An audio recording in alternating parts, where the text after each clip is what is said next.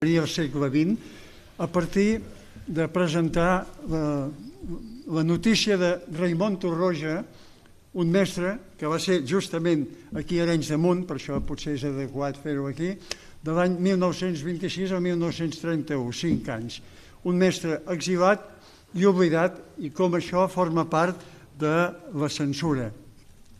Raimon Torroja, aquest mestre, era nascut a Igualada i jo mateix mestre que he estat amb la renovació pedagògica no he sabut res fins a aquests darrers anys quan algun col·lega dedicat a la història de l'educació dels països de llengua catalana, en Salomó Marquès, doncs l'ha descobert com molts més.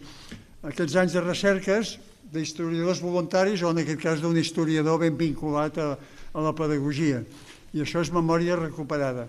Afortunadament, llavors es reprodueix en la premsa comarcal, en aquest cas a la revista d'Igualada, perquè Raimon Torroja era d'Igualada, nascut a Igualada, i per tant a l'any 12 i a l'any 14 es publiquen informacions. I també a la revista Arenios, d'aquí, d'Arenys de Munt, vinculada al museu, doncs que dona notícia dels mestres republicans que van marxar de l'exili en general i dels mestres en concret.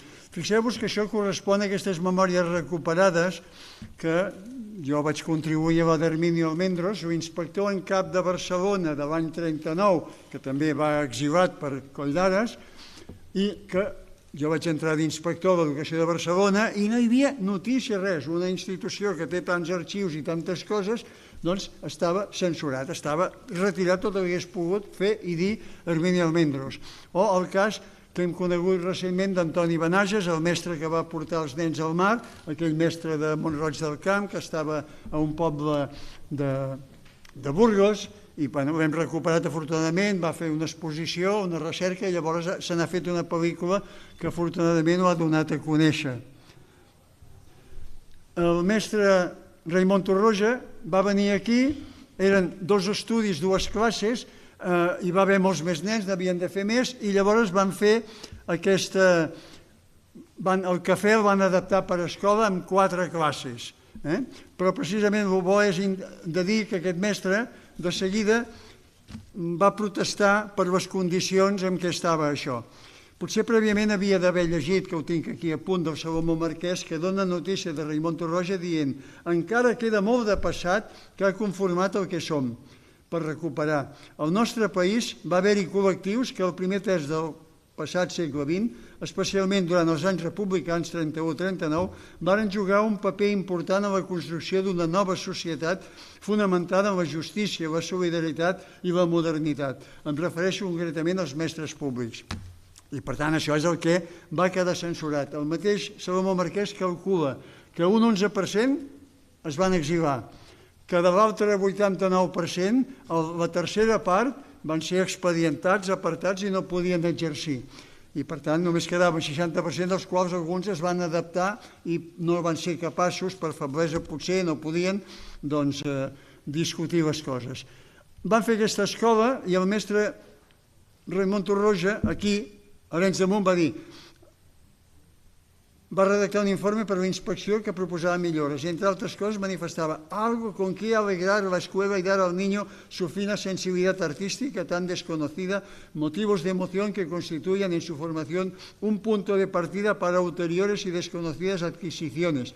Algo que alegrar las paredes... Bueno, no m'hi allargo, però per tant, un mestre que prenia posició en les qüestions aquestes i d'acord amb l'alcalde, i van lluitar per la construcció de nova escola que veurem que va començar quan ell ja no era aquí.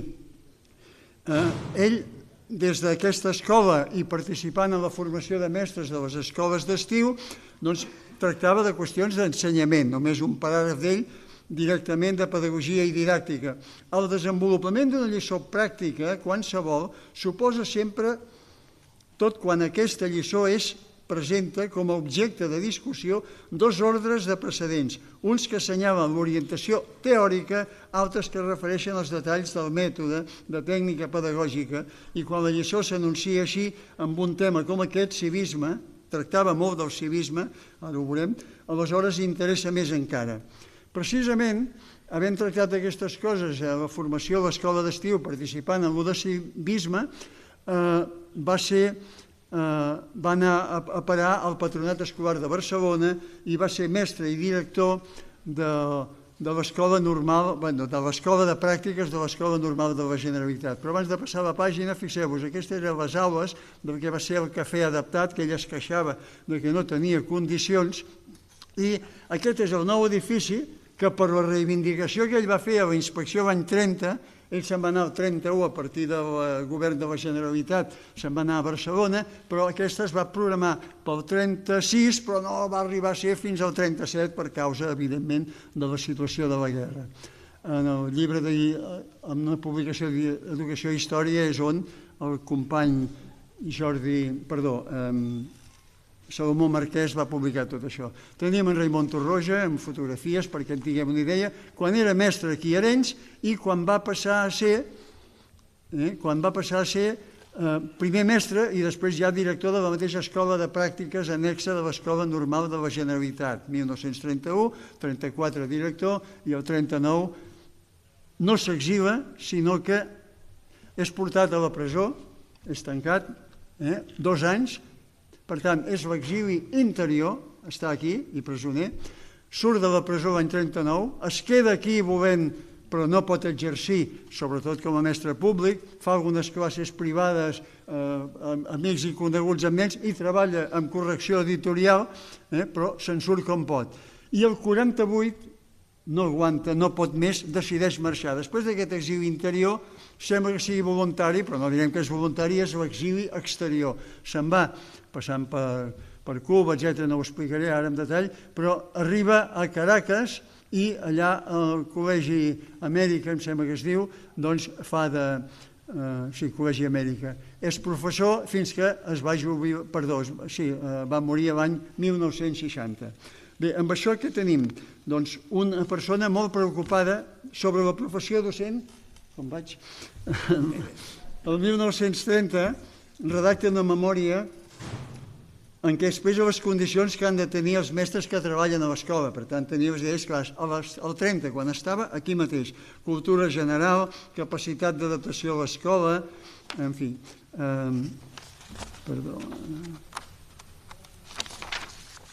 esforç continuat, el mestre, condicions personals que no desdiguin en cap concepte, però si aquests eren requisits per als mestres, fixeu-vos què diu dels directors. Gran cultura general i pedagògica, esperit organitzador, condicions personals refinades, do de gens, tolerància, conciliació, respectuositat, laboriositat i estricte compliment del deure, saber fomentar la col·laboració i fugir d'imposicions sobre el personal i les tasques escolars. Això està dit l'any 30, quan encara estava aquí. Continuïtat i constància de les normes acordades, energia en els casos necessaris. Això ho deien al marc de les formacions de l'escola d'estiu. Afegeixo els meus comentaris i tanco. Sí, ja està. L'exili exterior i l'exili interior han estat per repressió, però també per censura. L'oblit institucional, perquè aquesta pedagogia l'hem anat recuperant a poc com hem pogut, però ha quedat molt oblidada. Hi ha hagut un gran oblit institucional, també a Catalunya, només s'ha recuperat l'Alexandre Galí i l'altre 4 figures, però els altres ha costat molt. Potser també per feblesa de tots plegats, o, en alguns casos, per interessos propis. Avui no en parlaré, però algú ha publicat ocultant companys que havia tingut i que havien fet potser més que ell. Recuperem la nostra història de la persona, gràcies a la premsa comarcal, etc., les contribucions locals, però també d'estudiosos de l'educació dels països de llengua catalana. No veig que recuperem el coneixement per al sistema d'ensenyament actual. En dic sistema d'ensenyament, el sistema educatiu, però amb precisió. Per ser mestre solament s'exigeix el títol acadèmic actualment. Fixeu-vos què deia en Ramon Torroja. Raimon. Per ser director, avui només es demana antiguitat i uns quants cursets de la mateixa administració. Per tant, molt tancat. No penso que els informes sobre edificis escolars que es millorin, tinguin els efectes que va tenir a la República els informes, en aquest cas del mestre Raimon Torroja. Això sí, és història censurada, és oblit institucional de la bona pedagogia i de la bona política escolar, un patrimoni pedagògic que la dictadura va censurar. Si és oblit per ignorància o per altres interessos, no ho sé. Gràcies.